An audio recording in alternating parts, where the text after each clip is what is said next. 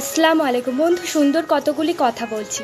যেখানে আপনার কদর নেই, অর্থাৎ যে আপনাকে মূল্যায়ন করে না তার কাছে যাবেন না, যে আপনার কথা শোনে না তার সাথে কথা বলবেন না, হঠাৎ কোনো বিপদ আসলে ঘাবড়াবেন না, যারা আত্মীয়তার সম্পর্ক শুধু টাকার বিচারে করে তাদের সাথে কোনোই সম্পর্ক রাখবেন না, যে উপকার করে সেই উপকারীর উপকার কখনো ভুলবেন না, কখনো অর্থ অট্টালিকার অহংকার করবেন না, কারণ মরলে আপনারও 3.5 হাত মাটি আর একটা ফকিরেরও তাই।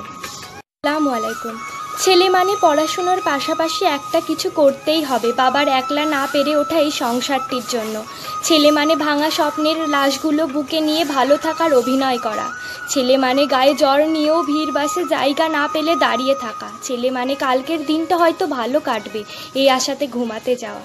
ছেলে মানে মনের কষ্ট মুখ পর্যন্ত আসার আগেই জীবনটাই শেষ হয়ে যায়।